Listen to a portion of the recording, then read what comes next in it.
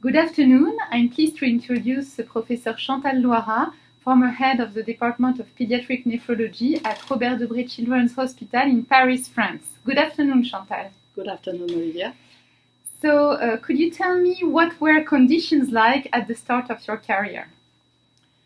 Well, first consider that my career started as a resident in 1968.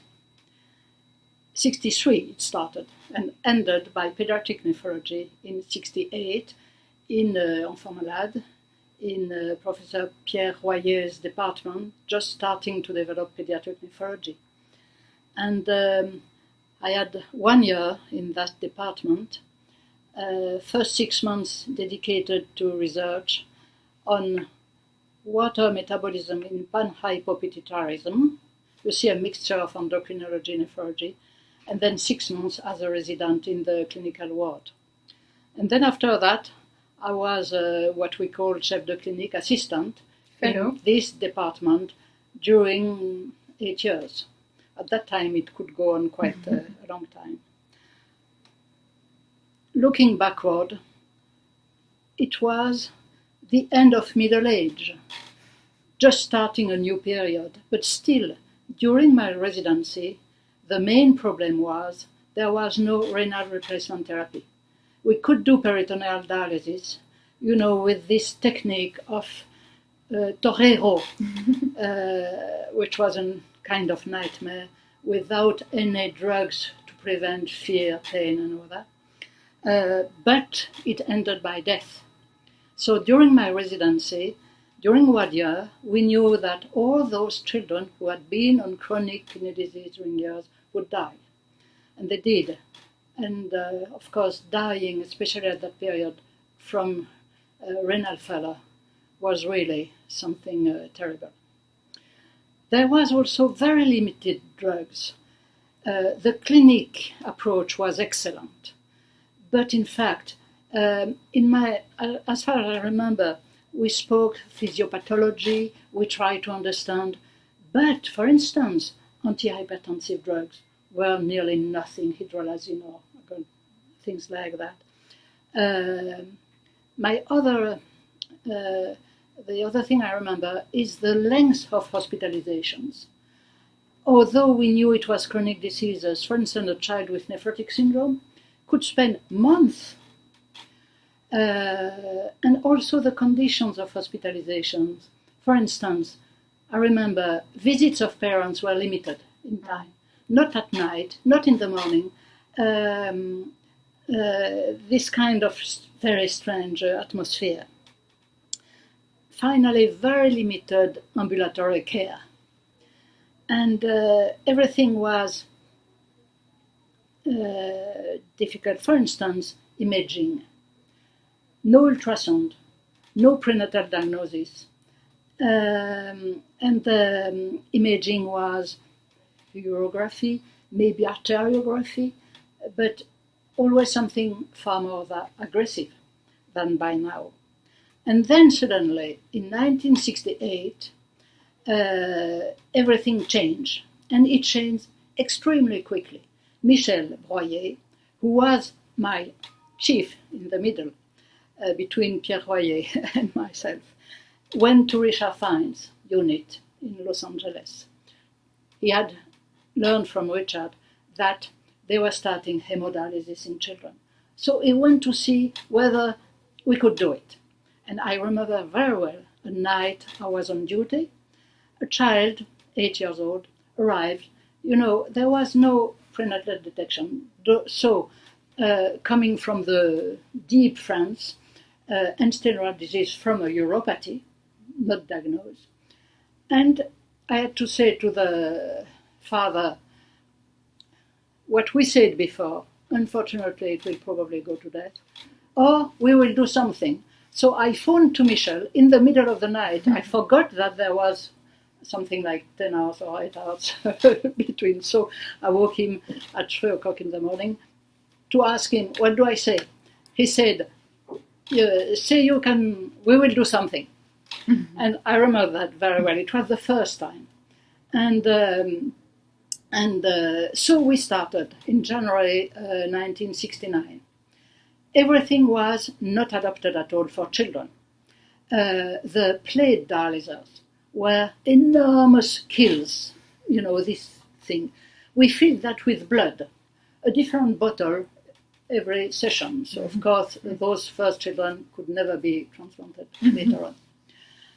Shunts, as far as I remember, it was shunt done for adults, not for children. The generators had very limited security. I remember the first one, Lucas. It was like a deux chevaux. I learned to change the few pieces. It was very simple. So we did with that. But within 6 months, a man, a kind of saint man in Hôpital, I remember, decided, I will do plate dialyzers adapted for children. And in August, I remember very well, we got the youngest children requiring dialysis, 8 months, 8 kilograms HUS. And with what he had built within 6 months, little plates, but you could stop to have an adapted extra body volume. And then very quickly also, surgeons developed the ability to do arteriovenous fistula, and we were very lucky in France because they developed it very well. And of course, there was no transplantation at that time, so those children had to wait. And as far as I remember, each dialysis lasted, I don't remember whether it was 8 or 12 hours. Honestly, those first children, they didn't die, but they really experienced very uncomfortable periods. But in a way, for parents, the nightmare of progressive death was over. And I very well remember the atmosphere. At least he is alive. Let's do it the best we can. And also, strangely, the help from psychologists was extremely intense. This looks amazing, but we had a research unit for chronic diseases, chronic renal diseases, attached to the department with Ginette Rimbaud. And she helped it extremely, and she helped families.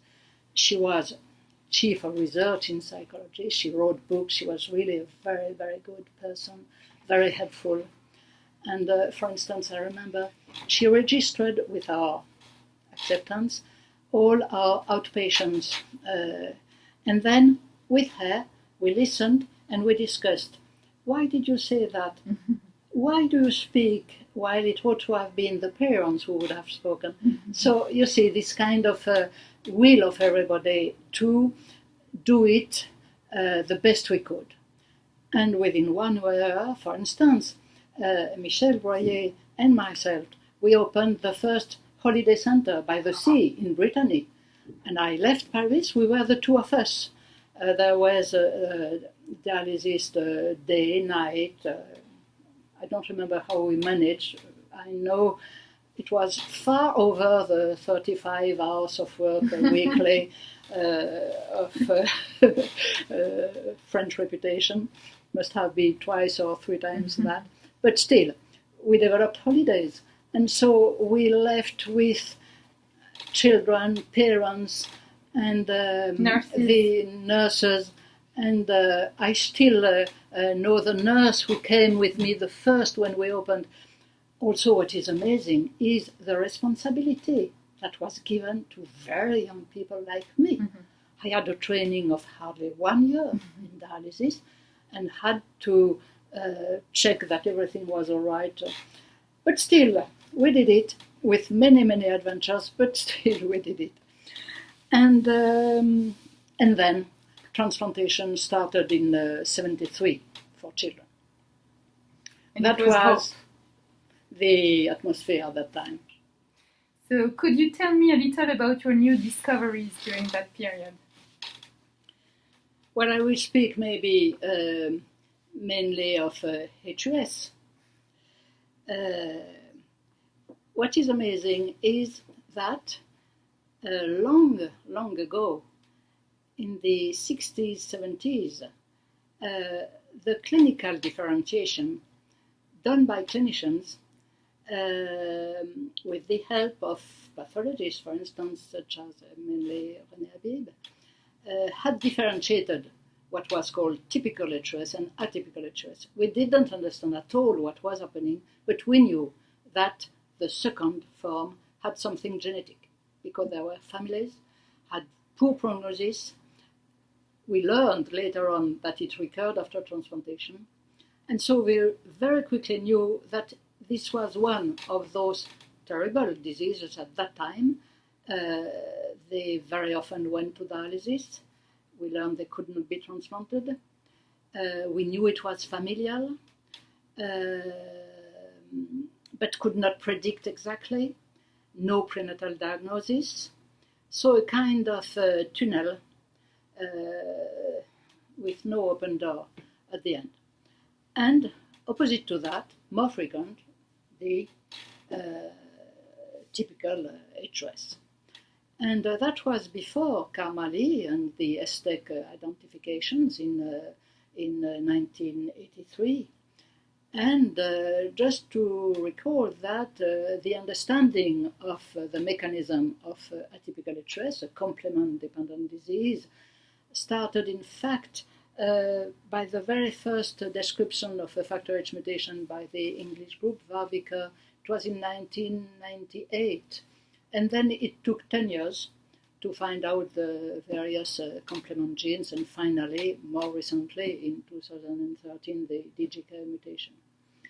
And what's sure is that atypical HOS is a very good example of what one can call precision medicine, which means treatment, tailored treatment according to physiopathology. And finally, when the complement story started, we had the first contact with, at that time, the startup. Alexion was just starting. In fact, I contacted them for a patient we had during 15 years. We know by now that she had a factor B mutations and vascular complications. But that was before eculizumab could be used. And that's the way things started. And then it went on very quickly. The first publications on 2 case reports in the New England Journal of Medicine in 2009. And we participated to building the trials. And the results of the first 2 prospective, non-randomized, but still prospective trials were published in the New England Journal of Medicine 2 years later, in 2011. And so, finally, today, we have a treatment for atypical HOS. They no longer go to dialysis. They can be transplanted. The genetic is by now available, especially with NGS. And a paradox, nothing has changed for STEC HOS. The incidence has not improved. Of course, the strains of STEC change over time, but it doesn't change much. We have no therapy. We are by now working on what about complement in STEC HOS, but it will not be a revolution. So, and finally, the mortality in STEC HOS, not low, maximum 5%, but still, what was considered, well, it's a benign disease, an accident, infectious accidents, yes, but when the child dies or has a neurological sequel, it's dramatic. So that was the main progress for a very, very severe disease I was involved in. So how did treatment change in your career? There was a lot of changes over those 40, 45 years. But even for everyday treatment, very basic treatment, the progresses were impressive. For instance, I remember treatment of arterial hypertension. We started, I haven't forgotten which drugs, but hydrolyzing. Other drugs where children were sleepy all day. And then the change with calcium inhibitors, ACE inhibitors, ARAs, and which contributed to the survival of those children. The other very important progress to me were growth hormone and EPO, because I remember very well before EPO, which is not so old, it was in the 90s. Before EPO, it was also the periods of AIDS. And I remember very well, AIDS became such a problem. We had several patients who died from that. For instance, there was a period it was decided to transfuse only if hemoglobin was, maybe I'm wrong, but I'm afraid I am right, below 4 grams. So those poor children were exhausted, couldn't learn everything, and so on. And so EPO was really an enormous benefit for those children. And of course, all the progress for nephrotic syndrome and then transplantation are very, very important.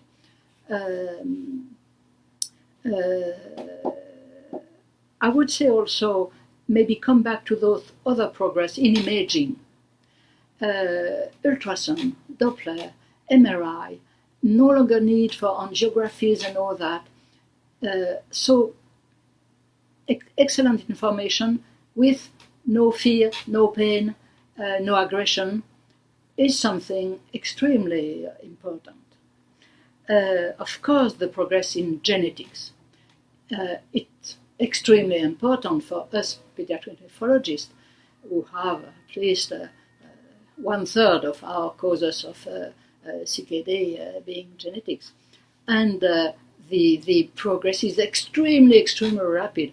I must say that by now with NGS, we are faced with another difficulty, which is the interpretation.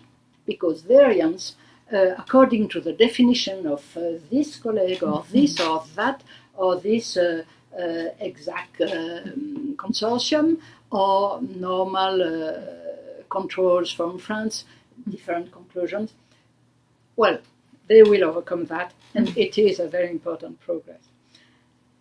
Another thing for me which is very important is the approach of pain, fear, phobias.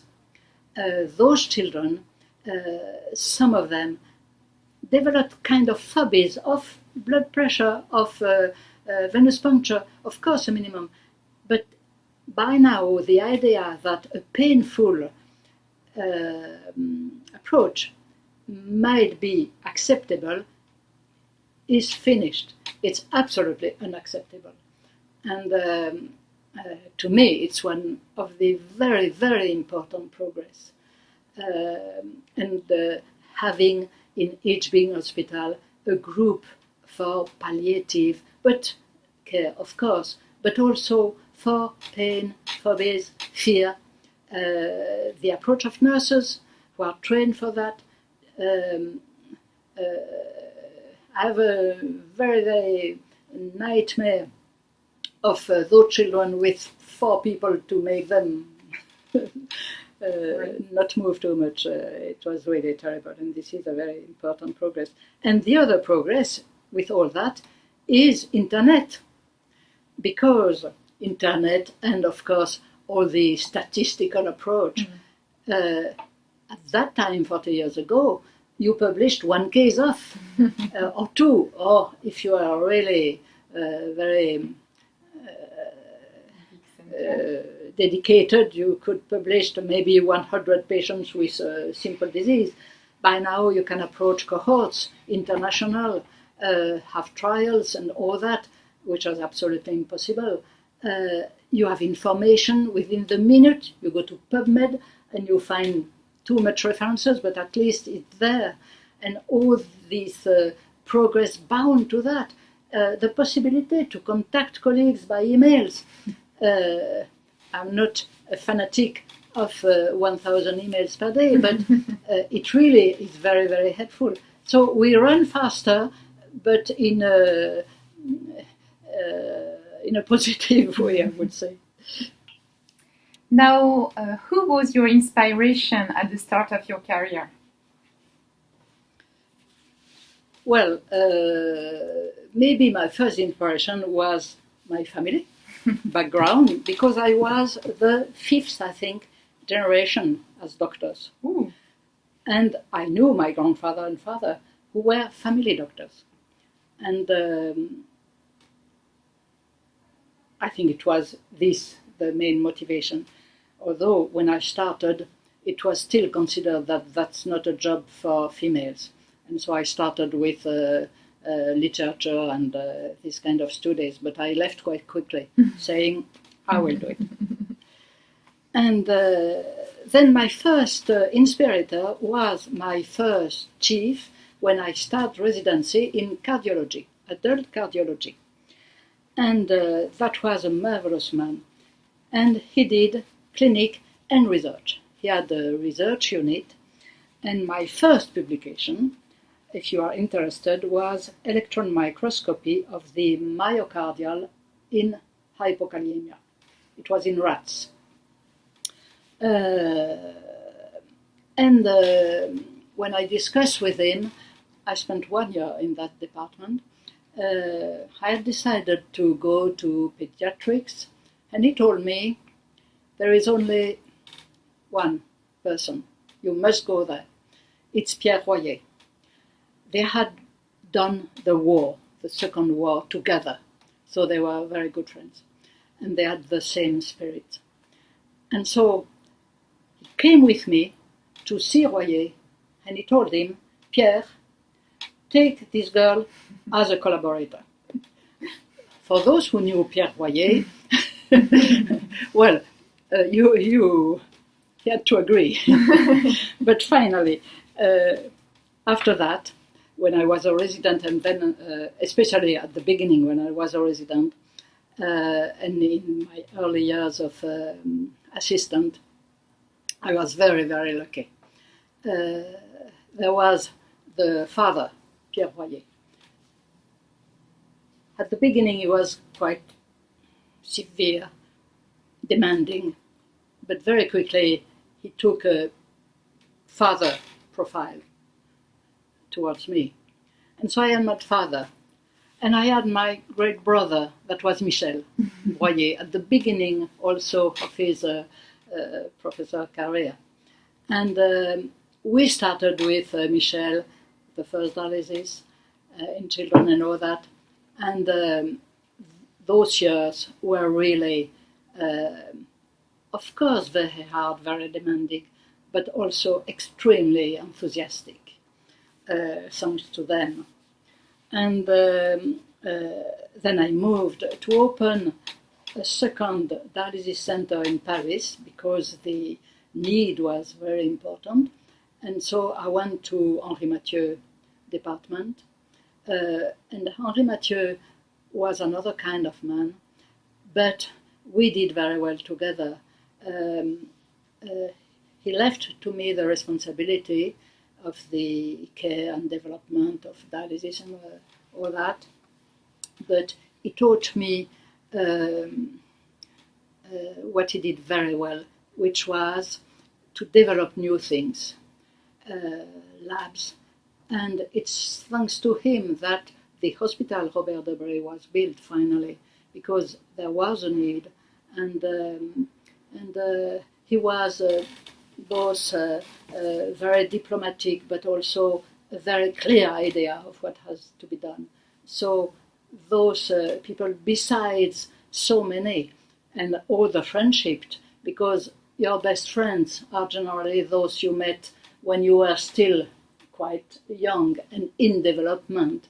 And so Marie-Claire, Michel Lévy, Michel Boyer, and so many others. It's really, we went through something very unique. And finally, what advice do you have for the next generation? I'm not sure they need advice, because I think that transmission to young people is very quick, and but still, I would say that not only to young generation, but to any age, please keep your curiosity, and what goes together, enthusiasm, which means never accept that everything is demonstrated, you know that, so it's okay. No, why? Is it true? And I would say, wherever you work, there are always opportunities to establish links with others. One does nothing by oneself in medicine. And so there are people who work in labs, clinicians need researchers need good clinicians, and I think that we did that quite well in France, the connection between the clinic and the scientific approach, and there are always possibilities to do things. I would say also, do not hesitate to publish and go to Congress to report your experience. It's when you write something, when you do slides, well, mainly if you write, that you go in depth in the problem. Each word has to be analyzed, yes, no, pros, cons, and all that. And it's not for the glory, it's because that's the best way to really go in depth within problems. So never give up. And another way to learn is to teach. So don't hesitate, accept to teach. Everyone can do it.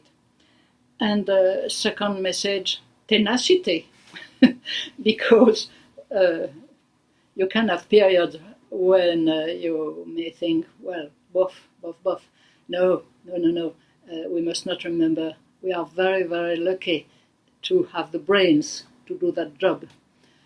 It's hard, it may be hard, but it's demanding but extremely rewarding. We all know that our patients, our colleagues bring us a lot.